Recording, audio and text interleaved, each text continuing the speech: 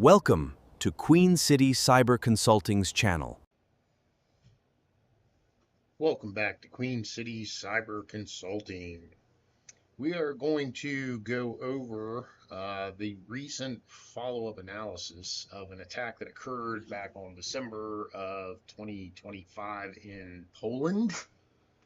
And I know your eyes might have glazed over when I said it was in 2025, but don't let them glaze over because this is important. It was an attack, a successful attack on an energy sector that CERT Polska has been investigating since the incident occurred. And there was some fallout from this. The attack hit several different CHP plants, which supplied heat up to 50,000 residents, as you can see here. It took them about 3 months to complete the analysis, which is not unheard of when it comes to doing follow-ups of this nature, because this is involved. And you can see some of the different items that they had to work with. I mean, look at this. You're looking right there at a motherboard of one sort or another, or a control board. And you need to have the ability to be able to examine those things if you're going to investigate this kind of event, or at least have a working knowledge of how the systems operate. So we're going to look at this. It's they call it a landmark evolution and OT threat activity because it is, and we have lessons to learn from this kind of thing. And if you'll think back to my videos on SANS and some other videos that I talk about the incident response process in, we talk about lessons learned. So this is a lessons learned. So what happened here? The target was a CHP plant that supplies 50,000 residents with heat, and it happened on December 29th. That's when the event was observed. The attack actually was going on before that, which you'll see as we go through this process. The steam turbines and water treatment systems were halted, which interrupted cogeneration from these plants. It is known now as a first of its kind attack vector. It's the first documented cyber attack exploiting these distributed system operators, or DSOs, and they used a private APN to pivot across the facilities. Very interesting stuff. Very, shall we say, out of the box thinking. The mitigation efforts were quick and very good. They took a very fast response, and the plant operators, once they realized what was happening, shut things down and prevented the energy outages from spreading by resetting the PLCs and also reloading clean backups that they had on hand and available. And you need to take some notes there. Do you have clean backups? Do you have the ability to reset the PLCs quickly, rapidly? Because when these kinds of attacks are happening, you have to respond immediately to them. So what happened here? Well, it was a wind farm. So the attackers got unauthorized access to an internet exposed FortiGate firewall. Now, firewalls are made to be internet facing, allegedly, but they have been known to be vulnerable as well.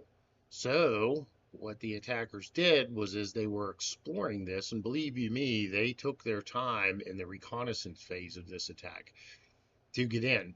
And they discovered that they could use valid credentials without multi-factor authentication. Remember, we've talked about multi-factor authentication. It's not the end-all be-all, but it is definitely part of your defense in depth that you should have in place. They also used valid credentials. Well, you may ask yourself, how in the world did they get valid credentials? Well, because there's such a thing out there that's known as default passwords, and they exist on many, many, many different systems, as you can see from just this one web page example, which is from cert.net. These are just a listing of a variety. Let's just pick one. Let's go to Cisco. So here we have the product given for us, 1100. We have the user is none. The password is, guess what? Cisco. It gives you administrator rights.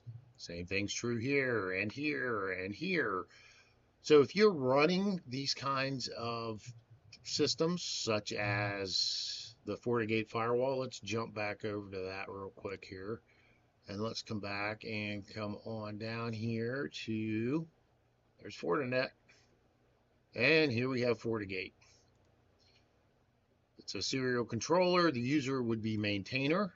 Now it's given. The password is right here, and all you need then is the serial number, and it gives you administrator access. Down here is the same kind of thing. Now there's only two listed here now, but if you're using any kind of firewall or system that's connected to your network that you're seeking to protect, you've got to check the default passwords and get them out of there. So they used then a very unique method, a cellular pivot. So from the firewall, they go out and they compromise an internal Teltonika RUTX50 cellular router connected to the DSO's private cellular APN network. Probably the people who set these things up didn't even think about that as an attack vector. And that's part of why you need training in how hackers are thinking and current attacks, and doing lessons learned like this is so that you can begin to kind of think like the attacker to prevent these kind of attacks from happening in your network. Because guess what? There's always a hole. There's always a hole. So once they get in, these are some of the issues here. So they have a lack of client isolation. Isolation should be a part of every network that's running. There should be isolation put in place throughout the network, protecting each individual segment of that network from another segment of the network that could be breached, so that the attackers can't traverse the network and explore all of the possibilities that are open to them. And they used SSH tunneling and scanning. They established their own SSH tunnels through the Wind Farm cellular router, which gave them the workaround from the perimeter air gaps and allowed them to scan that internal private APN network. And very enlightening stuff, to say the least. So we have exposed management. Again, they had a Wago PFC 200 PLC at the CHP plant that was exposed. Its web management interface was directly exposed on the private APN, which once the attackers had that, they had access to that web management interface. Again, we see default credentials. The controller retained the default administrative logon credentials. So that's Wago PFC 200. Let's jump back over here. Let's go back and see if we can find a Wago just real quick here, just as an experiment. All right, they're not on this site, but I'm sure if you would go do a little bit of web exploration, you probably would find it. I mean, look at all these default passwords that are just sitting out on the internet waiting for somebody to take advantage of. Then once they had logged into the web UI and enabled SSH, they just tunneled deeper into the plant's internal OT network. They just kept going one level after the other until they got to where they wanted to be. Now the attack actually begins back on December 18th. Remember I told you the 29th is just when they saw it? They'd been in there already for 11 days. Exploring, setting up their SSH connections, and nobody saw them. Now, from the 21st to the 22nd, they're doing port scanning and trying brute forcing RDP connections. Again, if you were monitoring your network, you should have seen that.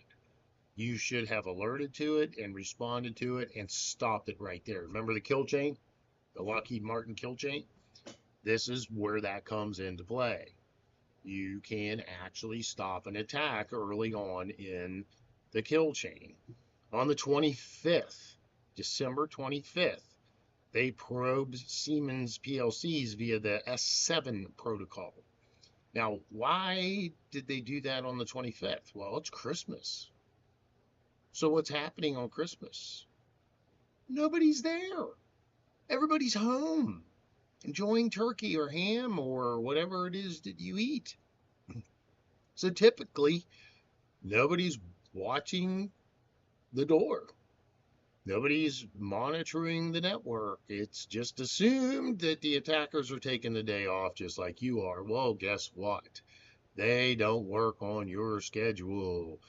So they used December 25th, Christmas Day, to map out the sequence that they were going to use to shut down the plant. And then 4 days later, executed. And by then, it was over. Now, an interesting point there too is they actually did do some evidence destruction. They went through and wiped event logs and wiped evidence of what they had been up to, which of course added to the complexity of the investigation. They stopped the PLCs. They were forced into stop mode and locked with passwords that the legitimate administrators did not have and did not know. They bricked several devices. According to the report, 7 different servers and 3 switches were factory reset. And that, of course, delayed recovery. And they went through and corrupted the partition table and also attacked the perimeter FortiGate firewalls and reset it to eliminate any logs that may have assisted the investigators in figuring out what happened. Definite anti-forensic behavior. So what worked well here? Well, there was fast physical recovery. They managed to restore the PLCs to factory defaults. They had offline backups ready to go, could get them in place and up and running quickly, which let the heating continue. Now, going through and doing some of that, of course, destroyed evidence even on top of what the attackers had done. So when you're doing factory reset, you're actually destroying memory. And that's what they call volatile, which is a topic for another video because volatile memory is part of the forensic game plan. And finally, CERT in Poland, they performed a chip-off desoldering and recovered files from that. That's pretty advanced forensics work. I can't say that I've ever done that, and you would probably need almost a white room to do that in a lab. But they did it, and they were able to actually recover some SQLite event logs from the flash storage on those devices by doing it in that manner. So very interesting response efforts here. Again, you've got a variety of different people involved here, the plant operators themselves, the cyber analyst, and then the adversary, they're all doing their own thing. The plant operators, of course, they're working on keeping everything running and up. And the cyber analysts that come in are looking for attribution and root cause analysis.